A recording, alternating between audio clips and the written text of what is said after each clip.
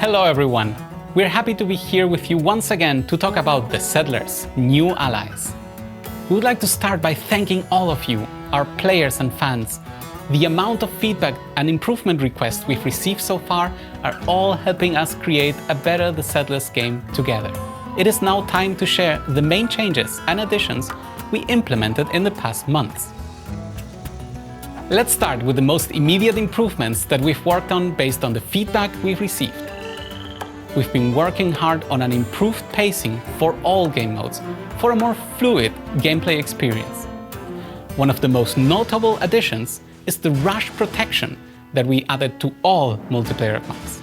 Neutral camps of bandits now protect the ways to new resources and between starting areas.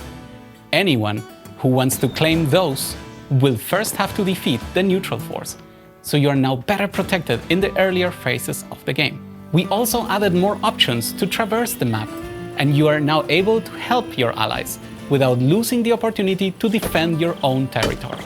Buildings now claim surrounding territory. Ranches require wheat for production, and there are more uses for food in the game, especially in research. Our UI and UX team has been busy with improvements to the overall experience, providing, for example, an upgraded save and load functionality and customizable key bindings. The army handling has also received improvements, such as a renovated unit UI and the possibility to patrol or hold position. We have also added the option to invite friends to private PvP matches. We're looking forward to introducing our engaging campaign to you. The characters you're going to meet and the story that unfolds within the 13 campaign missions play a central role in the game. Additionally, the Hardcore mode, formerly known as Onslaught, has seen a lot of improvement and will offer challenges to those of you looking for more difficulty. Hardcore maps will be using the same map pool as skirmishes, which we have doubled by now to a current total of 12 maps. Modifiers will then be applied to these maps to change the setup, conditions, resources, and even victory conditions, thus increasing difficulty. And for those that prefer a bit of support in this mode, it will be possible to call your friends for help. Factions and faction differentiation is a topic we were constantly working on. We've split the faction units from the standard soldiers, and each of them received very unique faction abilities, such as the combat jam for the Yarn or the Maru with their hidden traps. Additionally, we have replaced our previous siege units from the Shady Tavern by the new The Order units, also unique per faction with individual skills and stats.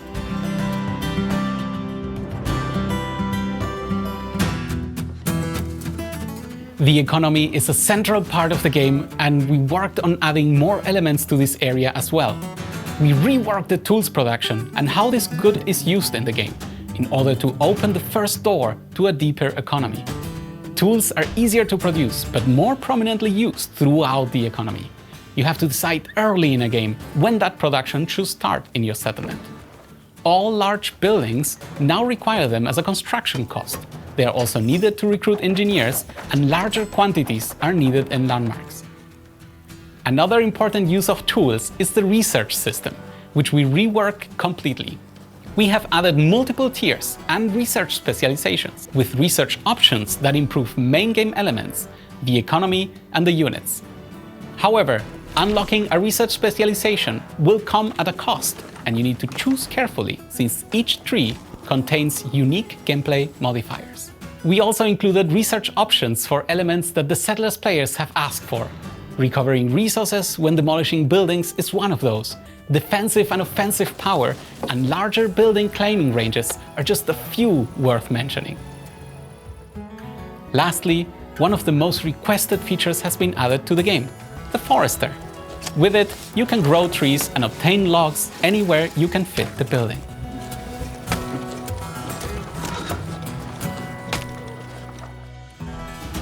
While working on all of these new inclusions and polishing features, we've also been busy with one more surprise that has been long in the making. For the first time, The Settlers will be coming out to Nintendo Switch, PlayStation, Xbox, GeForce Now, and Luna.